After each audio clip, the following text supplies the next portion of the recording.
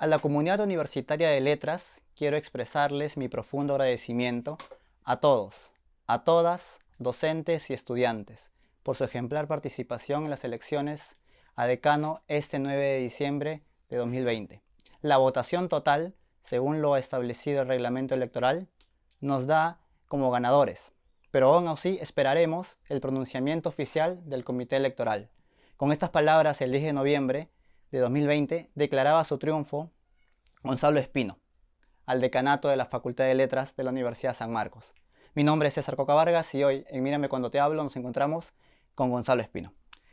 Gonzalo Espino Relucé es doctor por la Universidad Nacional Mayor de San Marcos, maestro en Ciencias Sociales por Flaxo y profesor investigador de dicha casa de estudios. Su obra crítica se ha orientado a los estudios de las literaturas y las culturas andinas y amazónicas, también a la cultura popular y los procesos interculturales en la escuela. Recientemente ha publicado la edición de Tarma Pacha Huaray de Adolfo Bienrich.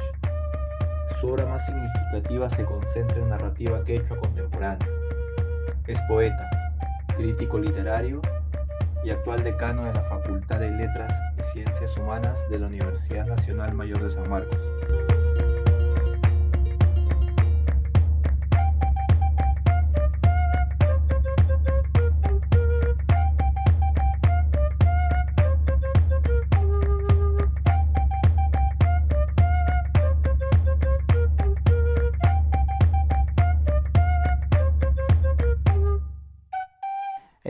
Gonzalo, ¿algo más que agregar a esta semblanza brevísima? No, nada, que soy moche. Bueno, también. Sí, yo tengo una identidad y la estoy afirmando hace ya muchos años. Eh, Me reconozco como un sujeto premoderno, pero en situaciones eh, de la convivencia global soy posmoderno. Posmoderna. Perfecto. Gonzalo, me gustaría iniciar la conversación con las elecciones en San Marcos. Se dieron hace algunas semanas nada más. Estaba revisando el apartado estadístico de resultados estudiantiles y observo que más de 1 millar de alumnos votó nulo en Sí, su elección. Entonces, mi pregunta tiene que ver con la legitimidad que usted tiene en el cargo como decano, amparado en el cuerpo estudiantil. ¿Usted qué lectura le da ese voto nulo de millar de estudiantes, de más de millar de estudiantes? sí, es importante la pregunta que tú haces porque, mira, hay que recordar que la universidad eh, históricamente decidió hace ya casi un siglo, ¿no? Faltan 8 años para el grito de Córdoba, ¿verdad? Ujú, Se recuperó el tercio estudiantil, ujú. la representación estudiantil. ¿Eso qué significa? Significa entonces que la forma como se califica el voto tiene un peso. El peso docente es 2 tercios y 1 tercio estudiantes. Ujú. Obviamente, los estudiantes votó una minoría y yo quisiera que no hay que ser discriminadores con la minoría, ¿no? O sea, la minoría también hay que respetarla. Ujú. Entonces, sí, efectivamente, yo tengo ese voto nulo, que es un voto que seguramente se justifica, que seguramente se justifica. Y hablo de los estudiantes que no supimos hacerle llegar un mensaje adecuado a ellos seguramente. Nuestro mensaje no caló, o porque la guerra sucia, comillas, ¿no? Volvió otra vez a circular en el mundo universitario como ocurre en circunstancias electorales. La basura electoral yo sí creo que estuvo presente. Sin embargo, nosotros no hemos hecho ninguna manifestación en contra de los estudiantes. Nuestra trayectoria siempre ha sido de defensa de los derechos estudiantiles. Yo quiero recordarles a los estudiantes que van a ver seguramente esto. Hemos hecho la defensa de la Federación Estudiantil, de la Federación Universitaria de San Marcos, cuando no le permitieron que concluyera sus elecciones y quisieron desconocerlo. Hemos reclamado en la Asamblea Universitaria siempre la presencia de la representación estudiantil. Y nosotros hemos sido uno de los primeros decanos que ha reclamado la representación estudiantil en el Consejo de Facultad. Mi relación con los estudiantes, debo añadir, y con ello tal vez concluir este elemento, este factor, es básicamente una relación académica. No buscamos clientelismo, no hemos buscado eso. Siempre mi relación ha sido una relación destinada al trabajo académico.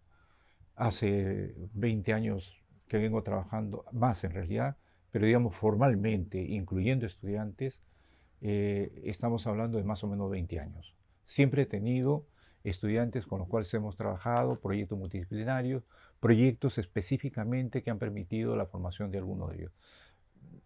Parte de ello es la producción en el área andina, que es muy fuerte. Si yo te digo los nombres, van a ser los que actualmente son los más representativos de la escena cultural peruana. Entonces, Gonzalo, ¿es falso que usted tenga un veto particular o una tirria específica a las agrupaciones estudiantiles Para de nada, letras? para nada, para nada. O sea, No, usted no, dice que apoyaba más bien. yo defiendo más bien la organización estudiantil. Yo creo que es importante, porque alguien nos tiene que decir y poner en alerta. Pero lo que sí no voy a coincidir, y tenemos el derecho a la discrepancia, es en la demagogia. Ujú. Ahí no hay coincidencia, pues, ¿no? Cuando, por ejemplo, ahora en un reciente debate sobre el examen de admisión, yo sí considero que es mucho más democrático un examen de admisión a nivel nacional virtual. Es más inclusivo. Los estudiantes sostienen que hay un problema de conectividad, cierto, pero yo me pregunto si ese es el indicador y si los peruanos no hemos tenido capacidad para imaginar respuestas al tema de la pandemia. Yo veo permanentemente a compañeros indígenas de la selva central cómo están resolviendo el tema de acceso a la virtualidad. Entonces, yo hablo de la experiencia, no hablo de la especulación. Es cierto que el Perú es uno de los países que tiene, con el perdón de la expresión, un hilo dental de Internet. ¿No es cierto? Eso es cierto. Pero no podemos ser paternalistas y decir, no, esto no va. Yo sí considero que eso sería lo más democrático. Nosotros somos una universidad pública y una universidad nacional, y somos la universidad mayor. Es decir, debemos ser muy inclusivos con todo el país. Mire, la Universidad de San Marcos aporta 1000 vacantes para el segmento considerado pobre o extrema pobreza. Sin embargo, esas becas no han accedido los estudiantes. ¿Por qué? Seguramente por falta de información o porque los responsables directos no han sido capaces de divulgar más y permitirle el acceso. Entonces, hay becas que la universidad sí las está ofreciendo en cada examen de admisión. Y si hablamos de becas, Gonzalo, las becas destinadas al extranjero, también he tenido información de que usted y un conjunto de profesores que están vinculados a la temática andina tienen circuitos definidos, por ejemplo, circuitos con Brasil, con México de cierta manera. ¿Cómo se le maneja desde su parte para el fomento de becas a estudiantes que quieren seguir estudios de posgrado en esos países? ¿Hay un apoyo, hay transparencia en esa información? César, mira, lo que nosotros hemos venido haciendo en los últimos años es terminar con el sentido aristocrático de las relaciones, ¿no? Es decir, un profesor altamente calificado tenía relaciones en el exterior y se relacionaba y entonces decía, yo tengo posibilidad de enviarte como becario. La primera vez que yo viajé a Colombia, a un congreso, y de pronto me fui al Cario Cuervo, me preguntaron, oiga, profesor, pero ¿cómo es que no vienen acá a nosotros? Ya no vienen los becarios. Ah, no sabía. Entonces, es que ese sentido aristocrático de manejar las relaciones. Lo que nosotros hemos venido haciendo es un trabajo más bien de institucionalización de estos circuitos. Entonces, por ejemplo, el circuito red de estudos andinos en Brasil es una red que alberga a distintas universidades. Entre ellas, la relación más importante es con la Universidad de Minas Gerais, de Belo Horizonte, ¿no? Con ellos tenemos una cosa muy simpática y lo dirige el doctor Rómulo Montealto. Ellos están, por ejemplo, haciendo estudios sobre literatura peruana y están traduciendo al portugués. Entonces, y hemos tenido profesores que han ido a Brasil y profesores de Brasil que han venido a nuestra universidad. Igual en el caso de México, con la UNAM, igual en el caso de Chile. Pero lo que sí tengo también que señalarte, que se tiene que perder el miedo a viajar y dejar de considerar que América Latina no es una plaza académica extraordinaria. Pareciera que hay un ensueño de algunos colegas que han puesto en la bandeja seguramente y dicen que es Norteamérica debe ser el eje. La Academia Norteamericana es una academia muy fuerte, pero América Latina está construyendo un nuevo episteme para las culturas. Y volviendo al tema, a la pregunta que me hiciste, entonces, de lo que se trata es institucionalizarlo y romper el miedo a la frontera. Ya nosotros no estamos formando, y nos equivocaríamos si formamos a estudiantes solamente que se imaginan la ciudad de Lima o el Perú. Ya no es posible. Nuestros estudiantes tienen que ser estudiantes que son capaces de dialogar mínimamente con la academia latinoamericana, ¿no? Y ese tiene que ser el propósito, ¿no? Precisamente, Gonzalo, sobre el trabajo, y voy a insistir en esto porque quiero que más o menos para el público al que destinamos también la entrevista quede más o menos claro. ¿Se le ha tildado a usted de cierta conducta intolerante respecto de, por ejemplo, el Centro de Estudiantes de Literatura, con algunos trabajadores? Yo quiero que nos pueda explicar las relaciones, las ha comentado, ya que usted quizás no encontró los mecanismos de acercamiento, los mecanismos de poder captar el voto estudiantil, pero esas acusaciones, por decirlo de alguna manera, ¿tienen algún tipo de asidero? Yo debo reconocer que llegar al puesto de decano no es sencillo en una facultad tan politizada como la Facultad de Letras, y usted tiene que tener también cierta muñeca política para saber negociar con ciertos cuerpos del profesorado. Pero César, en este caso yo te pediría que seas más concreto, porque... O sea, yo soy concreto. El CELIT. ¿Ha tenido la relación con el CELIT, por ejemplo? ¿Usted ha sido adecuada? Es que yo no he tenido relación con el CELIC En ningún en los caso. últimos 3 años. Recuerda que yo no he estado en la Usted estuvo en el vicerrectorado de en el investigación. vicedecanato de investigación. Claro. Entonces mi relación ha sido con estudiantes de posgrado. O sea, nada que decir respecto de lo que... Es que no he mantenido una relación con ellos. Ya. Y si alguna vez el CELIC ha pedido, por ejemplo, el apoyo para un evento, hay 2 principios, ¿no? Universitarios. El primero es que el centro de estudiantes o los estudiantes o cualquier otra persona no puede hacer un cobro fuera de lo normal. Y esa seguramente pudo haber sido una objeción en algún momento. Y en el caso de una autorización, siempre tiene que ir acompañado por un docente. Usted lo sabe muy bien, César. Usted ha sido estudiante de letras, de literatura, ¿verdad? Entonces, conoce muy bien eso. Entiendo. Tendrías que ser muy concreto, ¿no?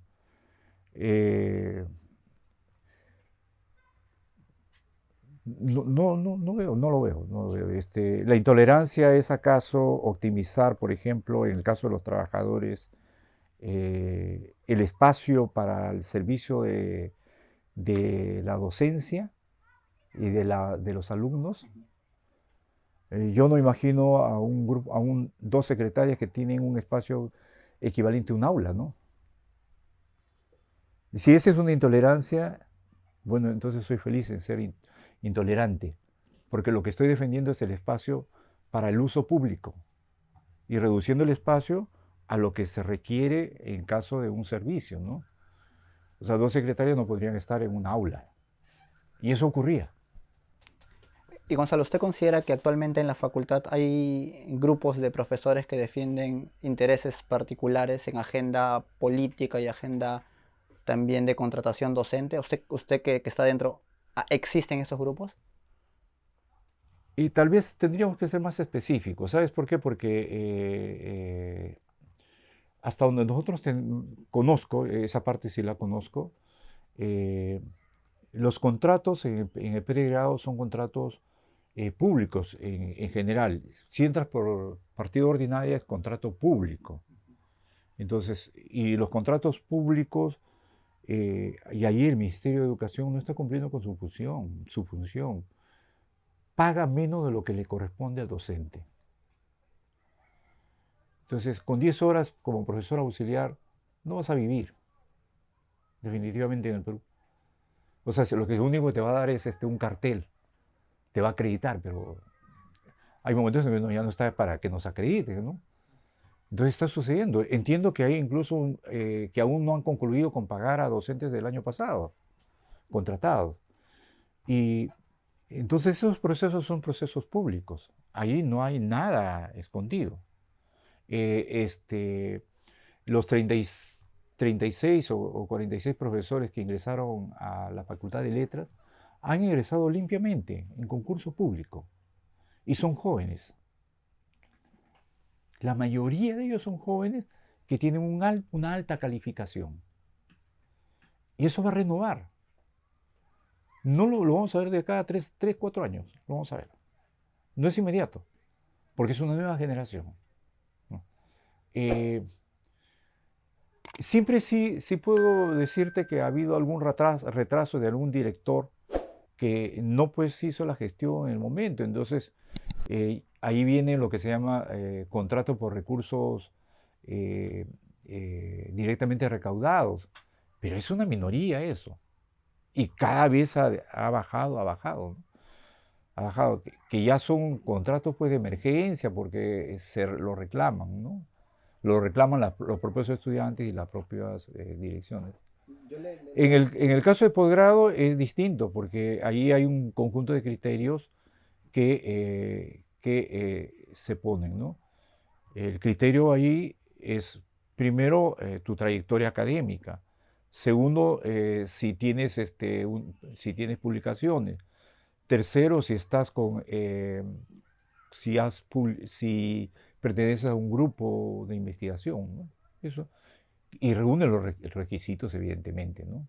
Claro, ese es un procedimiento diferente al de Diferente, posgrado. pero también son contratos, ¿no? Contrato. Sí. Yo quisiera ser concreto, le quiero hablar de un profesor además que compitió con usted en la lección, digamos, interna en el partido, Marcel Velázquez, por ejemplo, y la contratación de una profesora como Ainaí Morales Pino.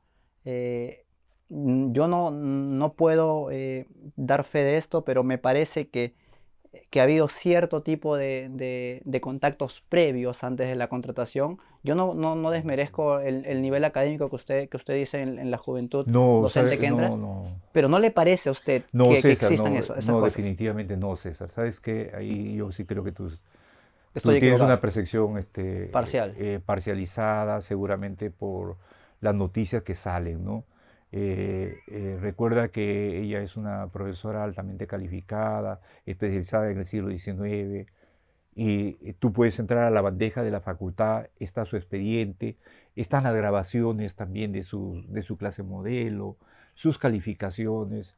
Entonces yo te pediría que ahí, por favor, tengamos mesura, ¿no? Y Ya. basarnos en datos concretos, ¿no? Entonces me voy a basar, y yo no quería mencionar otro caso concreto, pero el caso concreto del docente Milton González, por ejemplo, que en su momento, y yo en ese momento sí seguía muy de cerca la contratación docente, Ya. según lo que tenía entendido, un docente tiene que ser contratado con el título en mano. En su momento, Milton González no tenía ese expediente, y la que es directora de la escuela hoy en día, Yolanda Westphalen, dijo una frase como la siguiente, y esto sí, yo la única prueba la doy desde testimonio propio. Sí, sí. Dijo lo siguiente: Milton ya sabe qué hacer. O sea, a lo que me refiero, Gonzalo, para no entrar en detalles, es que usted lo sabe mejor que yo. Dentro del circuito de letras hay también intereses particulares para situar académicos en la universidad. Quizás usted no forme parte de esas redes, pero yo quiero que usted tal vez pueda decir, los hay, y por cuestión de que ahora soy el decano y el rostro visible, no quiero decir cómo se No, maneja ese tema. pero yo no tendría por qué esconder eso. Yo sería el Pero primero en preocuparme, porque eso no es académico. no es académico. Y eso va en contra de la transparencia.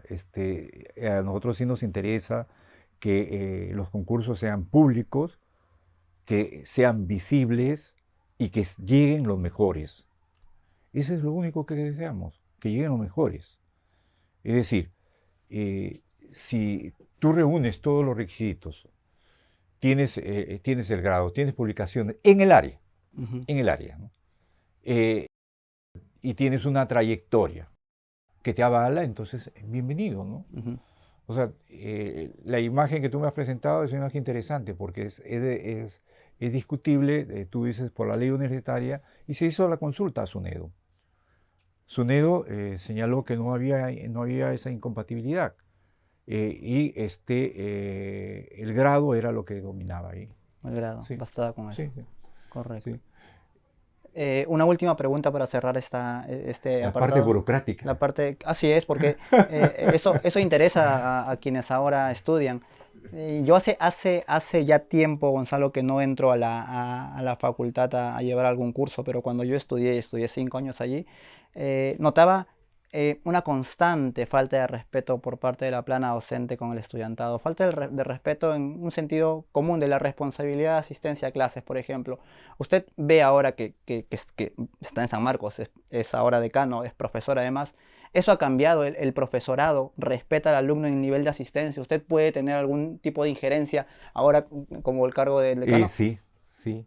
Ha habido una mejora notoria. Usted debe aceptar que hace 8 años, 9 años, los profesores a veces Ocurría colocaban un eso, letrero, ocurría no vengo eso. acá. Ocurría eso. Y le digo, yo coincido con usted, coincido en una cosa que son mágicas en San Marcos, ¿no? Algunos usted sabe muy bien que a veces invitábamos a los profesores que tenían clase, Sí. y decíamos, tenemos un evento a las 9 de la mañana, entonces íbamos y lo invitábamos, el profesor firmaba su partida, y de repente él no estaba y tampoco sus alumnos. Entonces, ¿qué pasó ahí? Eso definitivamente no puede ocurrir ya más. No puede ocurrir porque además usted demanda calidad y esto es Claro, un o sea, primer... además los estudiantes ahí tienen toda la razón y decirle. Entonces, si el profesor falta tendría que ponerse de acuerdo con los estudiantes para dar esa sesión o buscar modalidades, porque si el profesor lo indica en sus sílabos, está aceptado. Digamos, usted dice en la Casa de Literatura se desarrolla un congreso y se le dice al estudiante que esa clase se valida con la asistencia al congreso a 2 sesiones, entonces se confirma, y no hay problema. El problema es cuando el profesor, si acaso ocurriera, nos quiere sacar la vuelta, digamos, ¿no? Y la virtualidad te da otro esquema, porque tú podrías decir, a ver, porque nosotros entramos desde nuestro correo electrónico. Y usted sabe que lo que se dice en la web, que si usted dice en WhatsApp o lo que fuera, queda registrado. Pero no se necesita hacer eso, ¿no? No se necesita hacer eso. Simplemente es un asunto de respeto del propio docente. Es dinero de todos los peruanos, suyo, mío, pero de los más pobres sobre todo. A nosotros nos pagan los más pobres. Algo más. Usted está recordando hace 8 años, y hace 8 años un profesor podía llegar a clase y podía contarnos historias. Así es. Podía no entregar ninguna calificación. O sea, se la pasaba tranquilo, nadie le decía nada. Pero, Gonzalo, eso no ocurría porque eran también docentes en la Universidad de Lima, en la Universidad del Pacífico. O sea, allí respetaban al alumno. Allí sí, pero acá no. Claro. O sea, eso no puede ocurrir. O sea, definitivamente ahí la primera misión de una autoridad como un decano es darle la razón al estudiante y llamar al docente para ver qué es lo que ha ocurrido. Por eso que decía, en un momento dije que han cambiado las relaciones y tienen que cambiar radicalmente. Las relaciones tienen que ser relaciones amables, donde el docente dialoga con el estudiante, y donde hay un acuerdo previo, el contrato social que establece el docente en sus sílabos. No hay otra. O sea, el profesor no puede improvisarnos. A mí por lo menos me gustaría que el profesor me diga, voy a hacer clase el sábado. Oiga, el sábado lo he hecho para ir a hacer bohemia, para mí. Usted no puede interferir en mi vida. Es eso. O sea, hay que respetar al estudiante. Así como quiero que me respeten mi espacio, deseo que se respete también los espacios de los propios estudiantes. Y en eso, el otro lado, como tú observarás, es el tema de la libertad de expresión, ¿no? Si usted ha visto, ha seguido las elecciones, César, yo no he dicho absolutamente nada, porque me parece muy inteligente lo que han hecho el Centro de Estudiantes en relación a esta campaña, ¿no? Tuvieron una muy buena comunicadora. Eso es una extraordinaria comunicadora. ¿Se refiere para No, que votaran en nulo contra usted? cuando hicieron todo eso, sí, claro. Una muy buena comunicadora. Porque hizo parodia de eso, ¿no? Entonces, y fue muy bueno. O sea, yo tengo que reconocer que su campaña de ellos para el voto nulo fue muy buena. Sí. Y también quizás Gonzalo usted no dijo nada porque sabía que esos votos no iban a afectar en la elección. No, es que mi votación es votación docente. Claro. Es votación docente. O sea, yo reconozco que no tengo una relación pues activa, ¿no? No lo tengo. O sea, no me voy a creer de la noche a la mañana. O sea, no somos un partido, somos un movimiento docente, ¿no? Y entonces los estudiantes tendrían que optar. Y sí tuve una minoría de votos, exacto. Y por eso yo le pido también a los estudiantes que respeten al otro voto, ¿no? Así de sencillo. O sea, no es que han habido estudiantes que no votaron. Es cierto, se impuso el voto nulo, es cierto. Pero el voto nulo es cero. O sea, no representa nada al final. O sea, al final no representa, pues, porque no se cuenta, pues. Es un voto que no se cuenta. En la campaña, la campaña en las redes fue una campaña interesante porque yo vi testimonios de exalumnos y de profesores ahora exalumnos que son profesores ahora, que tenían testimonios a favor del voto también suyo. Entonces, hay de todos los bandos, ¿no? El bando que hizo campaña, digamos, Sí, visible como el centro de estudiantes. por eso que yo cuando hablo de la campaña estudiantil, yo no me siento afectado, me siento más bien como parte de un proceso de campaña que ocurren, ¿no? Ciertamente había una guerra sucia, pero que no ha trascendido, lo puedo testimoniar, no ha trascendido a las redes, a los medios, ha sido manejado de otra manera. Ujú. Pero ¿no le gustaría tener los puentes, Gonzalo, para que no Sí, exista están simplemente tendidos, esa relación? están tendidos, están tendidos, están tendidos. En el caso, usted sabe que yo represento a un movimiento docente que es Letra Sí. Letra Sí está interesado exactamente en el diálogo con los estudiantes para ver qué parte de esa plataforma puede ser atendida. Eso es lo concreto.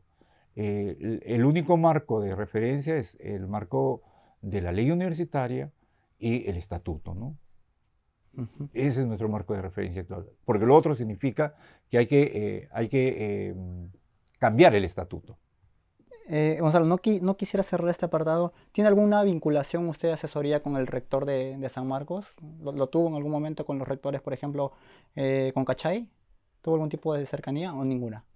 Eh, a nivel de la universidad, yo soy un representante de, eh, de un movimiento de oposición al doctor Cachay. Pero también tengo que reconocer como autoridad, como docente en primer lugar, que Cachay encontró algo que ahora es parte de esa realidad que no se imaginaron hace 4 años, hace 4 años y medio. Cero papel. ¿Sabe lo que hizo el doctor Cachay cuando ingresó a la universidad? Cuando fue elegido rector. Dijo, vamos a hacer un convenio con Microsoft. Y lanzó la idea del cero papel. Microsoft es la que tiene Word. Y yo tengo Word, y lo tengo gratis. Y antes que ustedes llegaran a esta casa, a mi estudio, yo estaba trabajando acá firmando documentos en el sistema digital. Es decir, la parte del proceso y la pandemia aceleró, como ha acelerado todo, ¿verdad? Aceleró todo y ha generado un programa que se llama Sistema de Gestión Digital. Toda la papelería pasa por acá. Mm. Entonces tengo que firmar de manera electrónica. Pero todavía no nos habituamos. ¿Sabe que no sé si es de tu generación, por ahí hay algunos estudiantes que nos dirigen siempre al correo electrónico? Entonces tengo que decir, por favor, ponlo en la mesa de parte virtual. Porque desde el correo electrónico ya no se puede atender, tiene que entrar al sistema. En fin, entonces te digo que sí ha habido cosas ahí, ¿no? O sea, esa, por ejemplo. Y lo otro es que la Universidad de San Marcos, particularmente Letras, asumió atender las clases apenas comenzó la pandemia. Imaginamos que eso iba a durar, y no nos equivocamos, nos dijeron los propios colegas científicos, ¿no? Nos dijeron, no, eso no se va a resolver ahorita. Y fuimos los primeros en desarrollar las clases virtuales. Después toda la universidad. Y sabes, el ejemplo de San Marcos ha sido continuado, seguido por otras universidades públicas. Y es que San Marcos sí lo tiene, pues. Bueno, Gonzalo, me gustaría ahora ingresar a la parte académica también de su persona, ¿no? En su libro Literatura Oral, Literatura de Tradición Oral, usted al inicio del libro emplea dos términos. Me gustaría que nos comentara acerca de estos dos términos. Yo particularmente estoy en desacuerdo con un término. El término, usted se refiere a la llegada española con el término de conquista. Ujú. Me parece que dentro de su propuesta reivindicativa de la oralidad y de la tradición oral, el término no es el más afortunado. Yo podría llamarlo invasión, podría llamarlo encuentro o simplemente llegada. ¿Por qué la elección del término conquista por un lado? Que creo que no hay mucho que discutir sobre eso. Puede haber sido simplemente un uso desafortunado en el momento. El que me parece más interesante es el término recurrente de indio. Yo quisiera saber, porque usted hablaba hace un momento de indígena amazónico, en la actualidad, en el siglo XXI, 2020, ¿el término indio, indígena, es aún vigente? ¿Podemos hablar en el Perú, en Ecuador, en Bolivia, de indios peruanos, indios bolivianos? ¿Hay eso ahí? Para los tres, si a ustedes le dijera indio, ustedes se sentirían ofendidos, porque no es el término. Pero si a mí me dicen indio, yo no tengo ningún problema. Entonces, quiero comentarte que el término indígena es una construcción del fin del siglo XX. ¿Siglo XX, Del siglo Gonzalo? XX, fin del siglo XX, O sea, hace 20 años, hace apenas. 20 años. Ya. Es decir, es un término autorizado por la OIT. Ujú.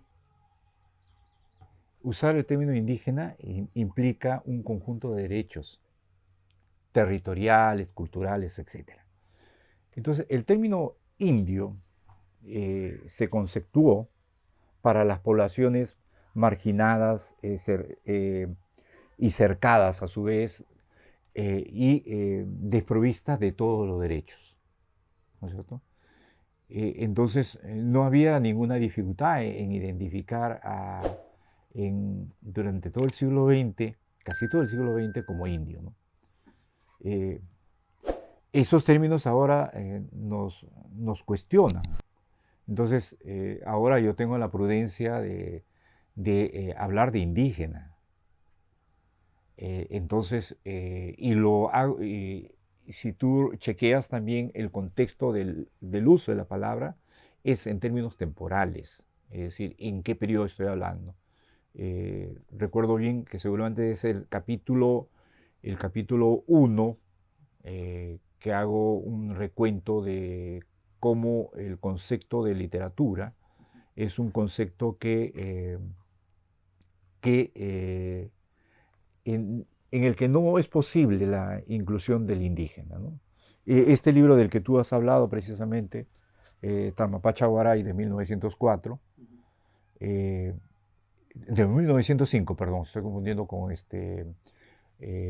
Aurora Pachaguaray, que es el boletín, ¿verdad?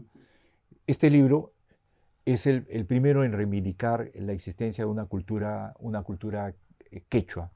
Pero para entonces, ¿cuál era el término que se utilizaba? El término académico era inca. Entonces, literatura inca, que lo va a utilizar Basadre también, ¿no? En 1928. Entonces, el término indio, indígena, es un término que ha variado en su sentido. El indio estaba asociado en el siglo XIX con aquel sujeto que ya había perdido todas las capacidades del esplendor del Inca. Y muchos académicos, ahora veo que hay otros que usan la misma metáfora que yo utilicé hace 20 años, pero no me citan. Paradoja, ¿no?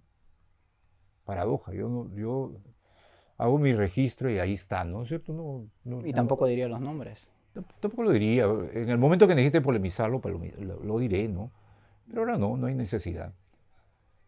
Las trampas intelectuales, pues, ¿no? Se confundía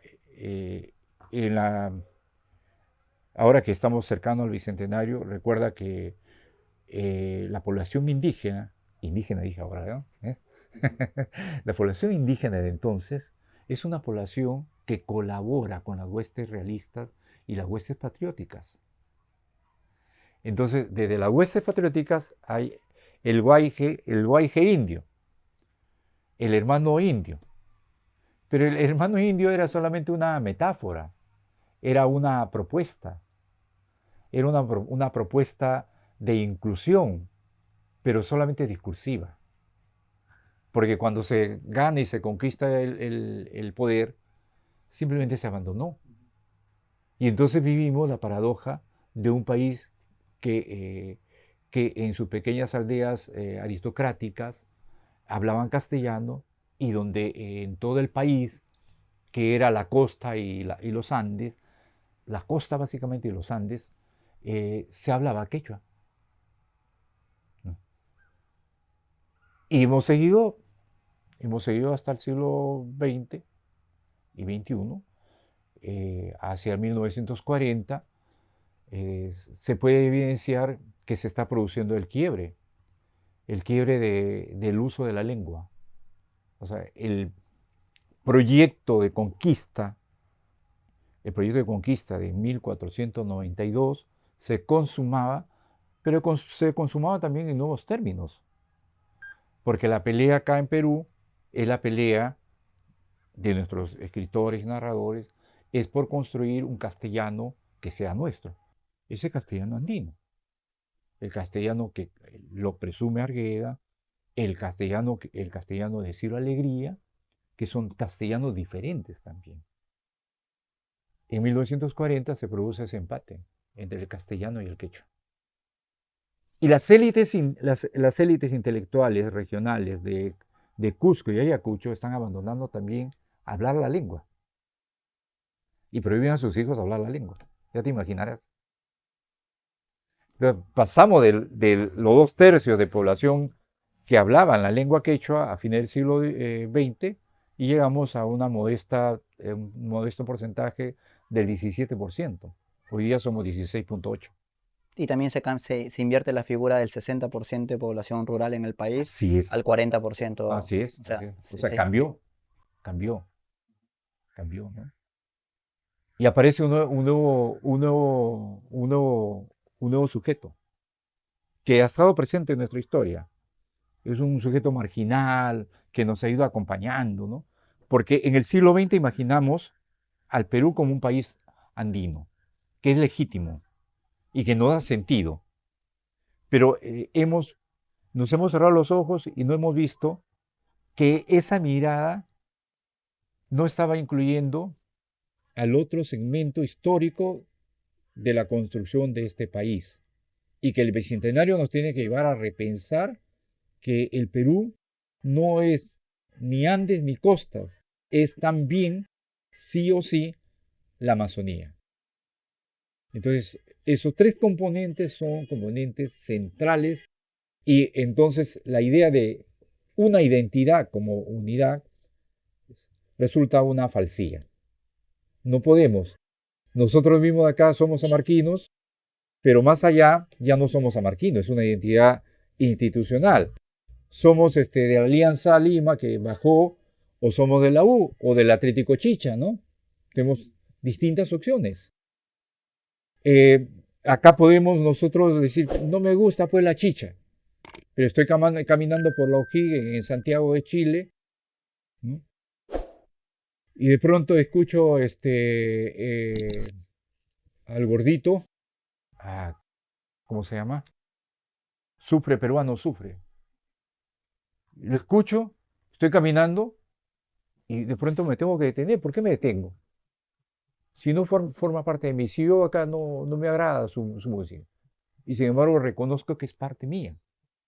Entonces es la complejidad de esto que llamamos eh, identidad. Entonces tenemos que pensar la identidad como una identidad múltiple, ¿no? El término de conquista que tú lo cuestionas es que es una conquista política y militar. Entonces, que hubo derrota, eh, te ponen los términos en otro lado, ¿no? Cuando digo conquista, digo que se impuso el Estado español, pero no digo que renunció la población indígena a sus capacidades culturales, ¿ah? Hubo resistencia. Si no, no tuviéramos memoria histórica, memoria andina. Recuerda que el primer escrito, que es por extirpación de idolatrías, el manuscrito de Guarochirí, es el único documento quechua legible de la época. Pero se da en un contexto de colonización. Gonzalo, Hablé mucho, creo, ¿ah? no, está muy bien que lo explique. Un término también que usted decide evitar explicar, me parece, en el libro, porque le parece una contradicción no válida de explicarme, me da la impresión, es el término literatura oral. Creo que lo mencionan en reiteradas oportunidades que no, eh, no recuerdo bien la cita, ahora estaba revisando hace un par de días el libro, pero usted dice como que es una contradicción que no desmonta lo que yo quiero decir con literatura oral. Entonces me gustaría saber, ¿no le parece también, usted toca o define como, o le da dos características al discurso oral? Su característica de que es un evento y además es un discurso, un acontecimiento único. Me gustaría saber, partiendo de cómo se define literatura oral y en el aspecto de no le parece también una contradicción fijar a través de la escritura el objeto de estudio que usted defiende. O sea, usted escribe sobre literatura oral, podría hoy en día Gonzalo emplear otros medios, hacer un libro oral, por ejemplo, ¿no? O sea, otros mecanismos de argumentación y de fundamentación teórica. O sea, ese lado, literatura oral y la contradicción de escribir.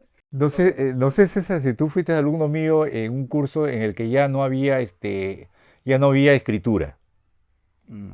No, porque a partir de algunas conversaciones con los estudiantes, recuerdo muy bien, dijeron, pero profesor, este es un curso oral. Entonces un día yo llegué, en un semestre, y dije, bueno, este es un curso de literatura oral. Entonces, la escritura no ingresa aquí, sino después de mi aula. Se dictaba el curso y después tenías tu sílabo, en tu sílabo está, si quieres leer, ahí tienes. Ya. Entonces, todo el curso lo he desarrollado como 7 años más o menos, oral. ¿Ah?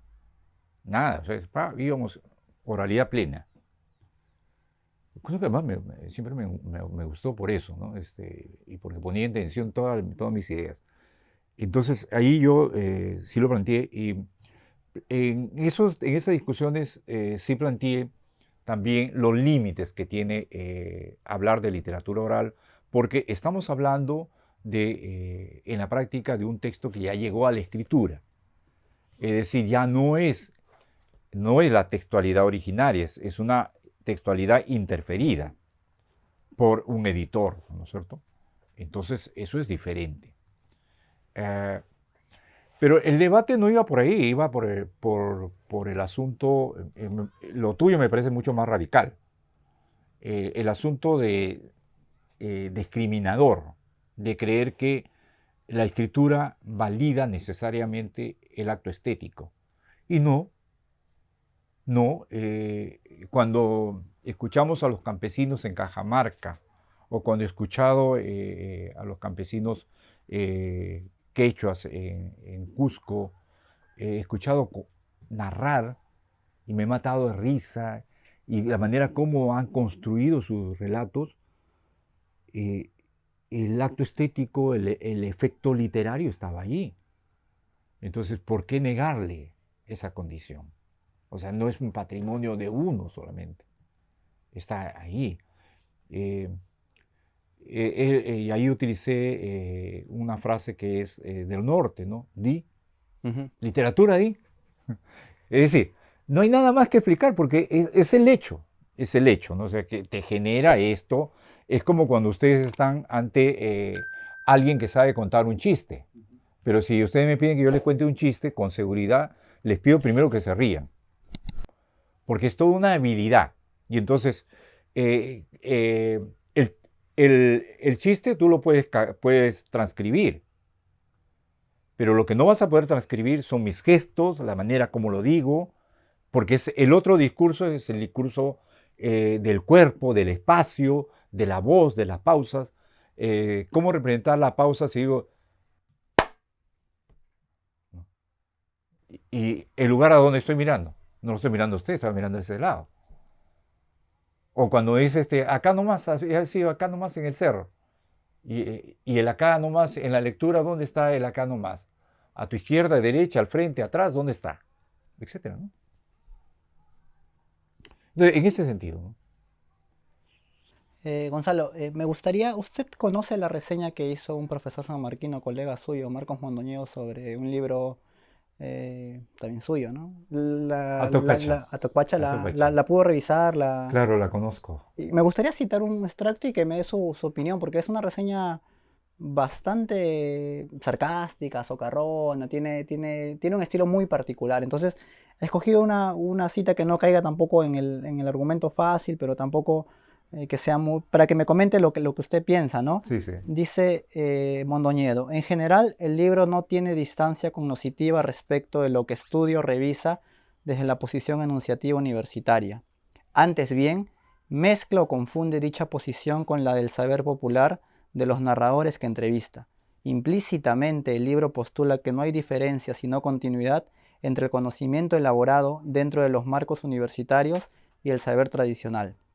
En este sentido, pese a ser un libro cuya temática se abisma en las fuentes del sentido más antiguas de la humanidad prehispánica, tiene una enunciación contemporánea y hasta ultramoderna, donde los criterios de discernimiento y los sistemas de valor se han diluido en una liquidez extrema. O sea, le está diciendo que usted está escribiendo con un tipo de registro que, que no sería consecuente con su objeto de estudio, pero además lo acusa de una serie también de marcas supuestamente de la oralidad, como la redundancia, como la no concordancia. Entonces, ¿qué opinión le merece esta cita o en general la reseña de Marcos No, Mondoñedo? qué bueno que lo traigas porque es un libro ya no autorizado, no está autorizado el libro. Eh, es sobre los zorros, Sí. que es un libro que voy a publicar desde aquí a un par de años seguramente, lo voy a publicar, porque obviamente el editor de este libro cometió varios errores. Si usted se pone atento al libro, en primer lugar va a encontrar que la barra del ISBN, si usted se pone así puntual, se va a encontrar que esa barra no me pertenece. Cosa que es grave, ¿verdad? O sea, el editor allí se equivocó definitivamente. Pero digamos que ese es un problema legal. El problema más grave es que trasladó, confundió una primera versión en la que se indicaban algunas correcciones y no las introdujo. Utilizó esta primera versión y no la versión corregida. Entonces, Gravísimo eso. es gravísimo. Por eso es que yo, si usted se ha dado cuenta en los últimos años, incluso en la bibliografía, en la hoja que he enviado, no aparece ese libro. Yo lo he retirado del sistema, incluso de la universidad, apenas, porque me lo contó un compañero, un colega. Y después fue que leí la reseña que sacó Marco, ¿no? Me dijo, oye, ¿sabes qué? O sea, que estás mal, me dijo. ¿Cómo has permitido eso de que tengas acá un ISBN que no te pertenece? No te puedo creer. Y lo verifiqué, no pertenece. Pero lo más grave es lo otro. Ahora, Lo que dice Marco Mondoñedo, me parece que ahí hay dos cosas. Eh, del episteme académico o la distancia cognitiva, bueno, su postura es positivista. Yo no tengo por qué tener distancia cognitiva, si es lo mío. O sea, yo soy parte de eso. O sea, soy parte de la trama oral. O sea, yo también me considero parte de ese juego de narradores que sabe el entramado de todas estas aventuras. Y ciertamente donde tengo que hacer distancia, hago distancia. Donde tengo que acercarme, me acerco. Y donde la fuente se hace más distante, entonces ahí también lo asumo. Eh, Cuando sale este libro, yo todavía no tengo la estancia de Mapuche, donde fui a estudiar también zorros, y que vamos a sacar con colega de la Universidad Austral, Rodrigo Moliar. Vamos a publicar un artículo sobre los zorros en el sur, ¿no? En el sur, donde aparece otro tipo de zorro, un zorro que, por ejemplo, les muere y le comienza a salir en la cabeza una flor, ¿no? Ya es mucho más distante de lo que hay en la tradición andina, ¿no? Entonces, a mí yo no tengo ninguna dificultad en lo que como crítico puede decir alguien, pero el límite también es quién quiere hablar y quién quiere autorizar. Yo no necesito que me autoricen, tengo voz propia. Y me declaré, al inicio te recordé que soy moche, es decir, soy indio moche.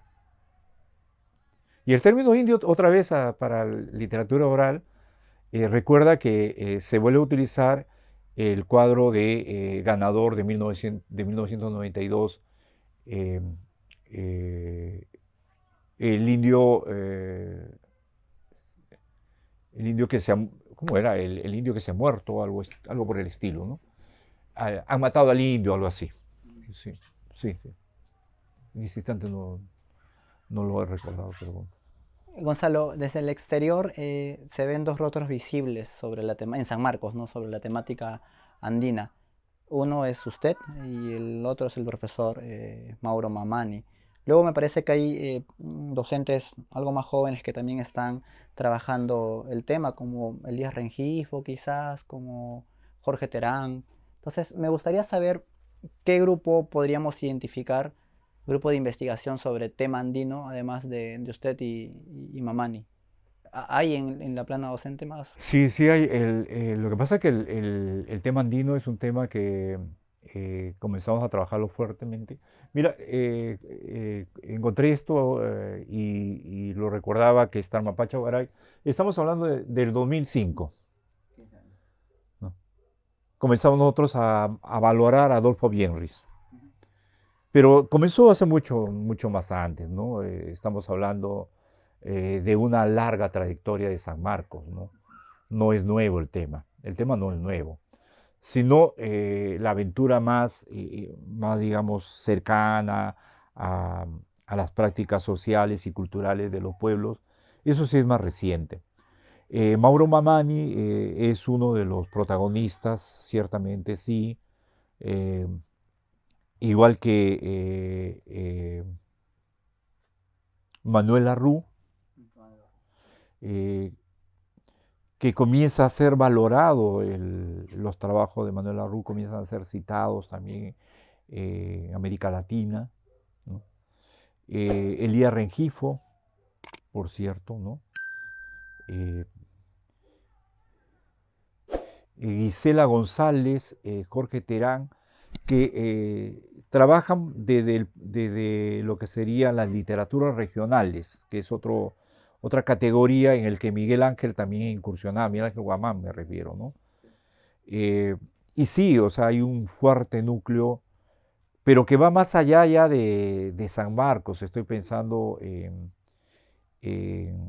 Edwin Chixe, por ejemplo, Óscar Guamán, ¿no? Y la propia Roxana Quispe, Collante, ¿no?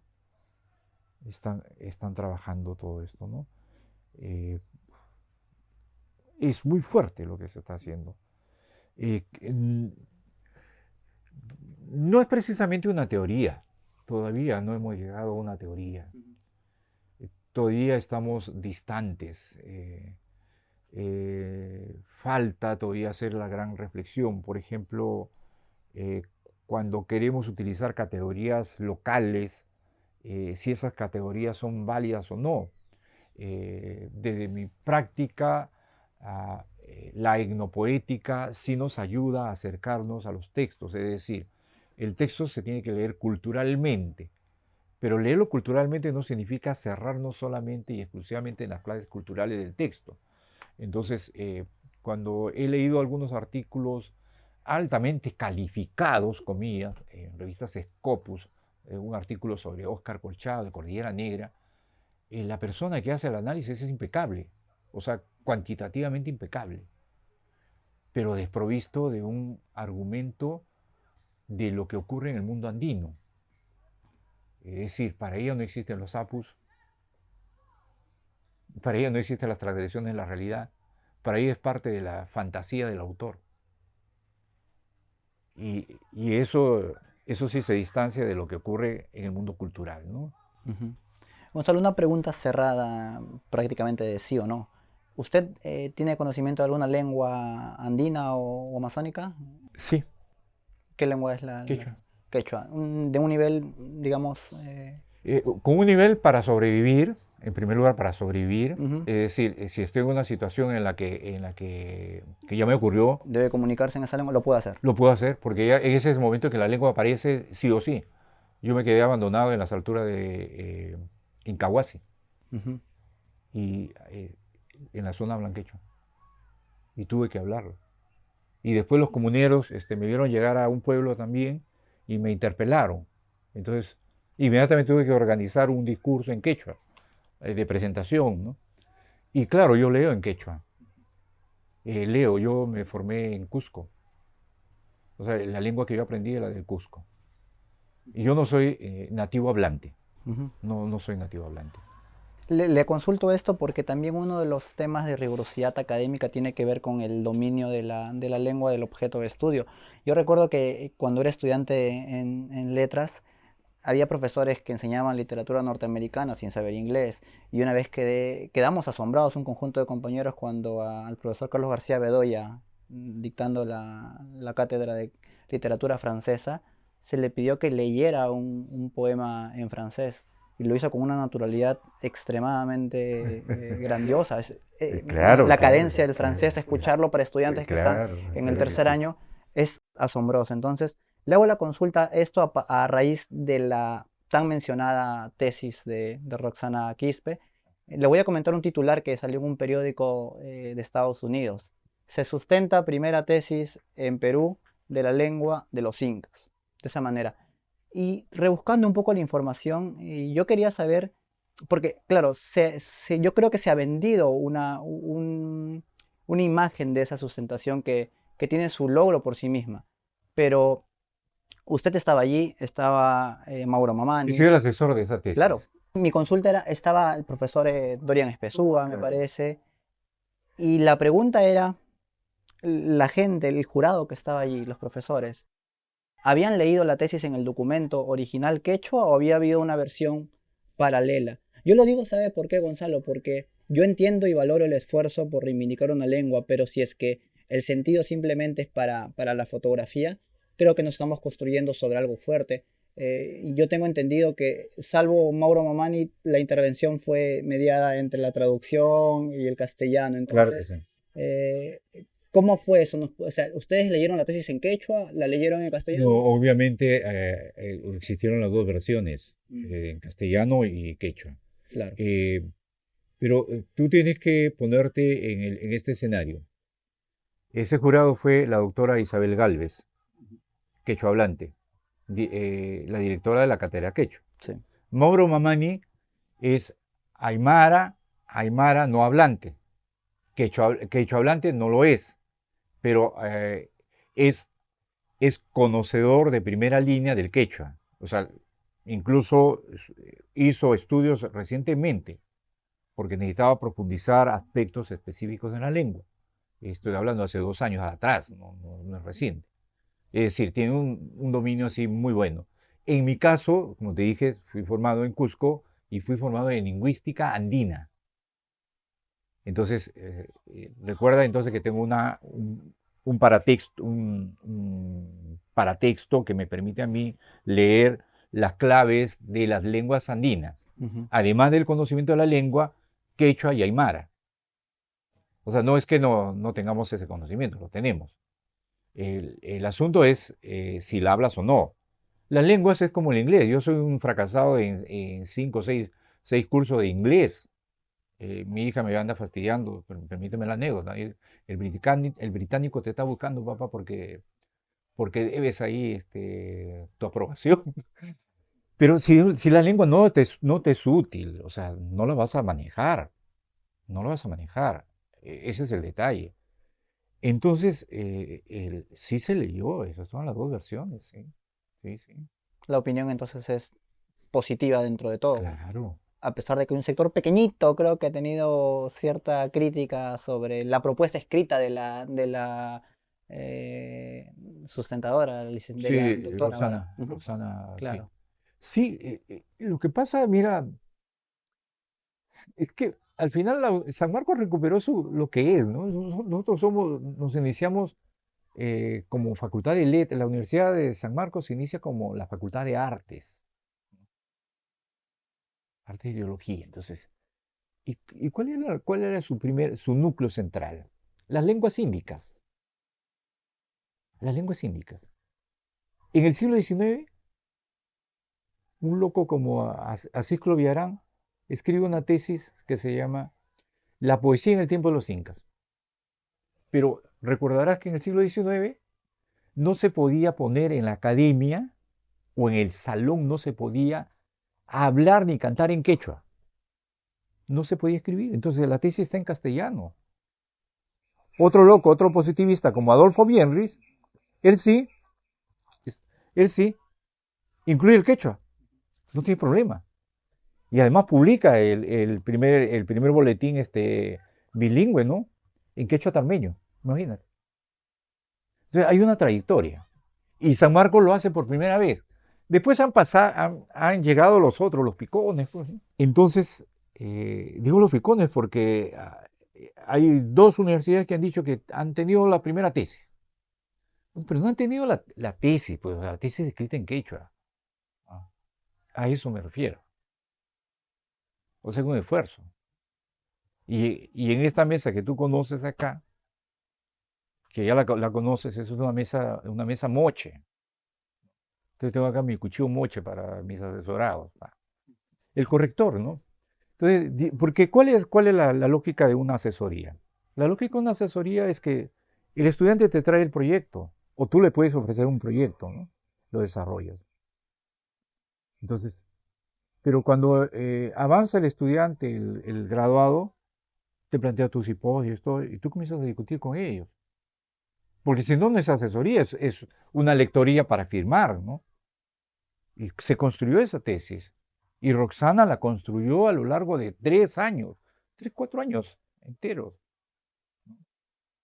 Y claro, ¿no? Claro. Entonces, para corregir, para precisar. ¿Y qué es lo importante ahí? Lo importante es ese cuadrante, ¿no? De la forma como se tiene que analizar un texto quechua. Otra vez volvemos al tema del episteme. Cómo se tiene que construir un episteme que te permita, pues, ser factible, hacer visible, hacer indagaciones desde, desde nuestras propias prácticas culturales, sin desmerecer el debate. Todo lo contrario. Más bien apostar a lo que sería una textualidad local que debate con los otros. Porque si no sería un monólogo. Creer que nosotros somos el centro del mundo, como creen algunos, eso no sirve, no te sirve. O somos telúricos, y por ser telúrico entonces tiene que ser válido. Tampoco. ahí sí concuerdo con este Marco Mondoñedo en el sentido de que sí tiene que ver la distancia. Porque una cosa es lo telúrico y otra cosa es lo que tú tienes que evidenciar como investigador. Eso es diferente. Sí. Gonzalo, para cerrar la entrevista, me gustaría que nos pueda comentar sobre lo que está haciendo ahora, qué proyectos de investigación tiene a corto plazo, en el corto plazo. Sí, mira, yo estoy actualmente, he concluido una larga investigación que es el de poesía quechua contemporánea. El próximo año se va a lanzar esta antología, que es una antología, la defino como antología bilingüe, se llama Antología de la Poesía Quechua Contemporánea, Jabarininchis. Ese libro abarca de 1904 a 1900, al 2020. Más de 100 años entonces. Sí. Es eso, ¿no? Entonces nos lanzamos con ese libro. Este libro es el que está traduciendo mi colega de la Universidad de Minas Gerais, Rómulo Montealto, y cuya edición se va a lanzar en Belo Horizonte, en edición digital al portugués, y la edición peruana será aquí. Estamos viendo también una traducción al inglés, ¿no? Estamos todavía en conversaciones, pero ahí ya hay avances, ¿no? Y no se verá desgastada esa labor que usted tiene programada con su labor de decano. El profesor Carlos García de Vega salió por un tema de salud, pero por un tema también de presión, creo. ¿No cree que se vea mermada la producción? Mira, a ver, yo tengo acumulado de información, o sea, tengo digamos, información acumulada para comenzar a escribir, a analizar, revisar, hay un montón de cosas. Entonces, sí se va a ver impactada, pero no creo que ocurra una cosa como que me voy a dedicar solamente a la vida a ser un funcionario o un burócrata más. No me interesa ser burócrata. Si el destino es ser burócrata, simplemente debo renunciar porque está en contra de las cosas que hago. Yo soy creador, en primer lugar soy creador y continúo creando, ¿no? Mi libro, por ejemplo, de este hombre que dicen, ¿no? Producto de esto, estoy con un nuevo proyecto poético, el Atrevido, que es un proyecto de la violencia, pero que la semana del 14 de noviembre cambió un poco el tono porque era sobre precisamente la violencia, pero ahora tengo que trabajar esos aspectos, son seguramente 23 poemas que están pensados en dos momentos, una situación de realidad paródica, en el que pienso, por ejemplo, en los varones que leemos en el verano, los periódicos, y en donde aparece una joven semidesnuda, ¿no? Y entonces uno compra el periódico y la tiene y lo cuelga, ¿no? Aspirando que ella sea de uno, ¿no? Pero sabes que nunca va a ser tuyo, ¿no? Entonces, y hay una segunda parte en el poema que es un contrasentido en el que se dice, bueno, nunca va a ser tuyo, ¿no? Y el paso que quiero dar ahí es algo que tú comentaste sobre la oralidad, ¿no? Hay otros soportes, pero esos soportes en el caso de la oralidad todavía no se utilizan, ¿no? Son todavía mágicos al parecer, ¿no? Quiero lanzarme bien a un libro digital, abierto, por eso que el libro sí será, en mi partitura será Atrevido, pero en la partitura de quien lo asuma puede ser Atrevida o Atrevides.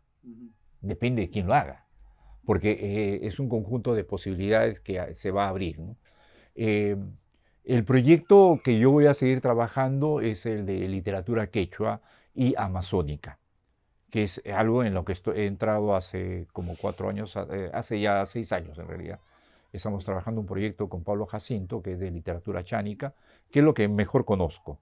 Entonces, por ahí van a haber también textualidades, pero lo más, lo que en términos ya de investigador, las dos áreas en que me voy a mover es la literatura quechua y la literatura amazónica en general, ¿no? Y el libro que entrego el próximo año, porque ya es necesario que se publique, tú sabes que si se deje publicar eso también pierde escena, ¿no? Yo quisiera que no ocurra eso. Es un libro que se ha trabajado durante 5 años y ha tenido el financiamiento de la Universidad Nacional Mayor de San Marcos. Entonces es un producto de la Universidad de San Marcos. ¿Sí? No es nuestro, es con todo el apoyo y con todos los beneficios que se da también a los investigadores RENACIC. Entonces, ahí estamos. Ahí estamos, y siguiendo, y continuaremos construyendo redes, ¿no? Así es que lo que sí me queda a mí en esto, y la pregunta seguramente va por ahí, ¿no? O sea, ¿de dónde vas a sacar tiempo? Bueno, yo ya me estoy organizando para que ese tiempo sí tenga cabida en esta mesa, cuando menos, ¿no? Es decir, tendré mis horas para dedicarme a escribir, en el cual el otro mundo no existe. Mi nombre es César Coca Vargas y esto ha sido Mírame cuando te hablo con Gonzalo Espino. Gracias, Gonzalo. Gracias. Sí.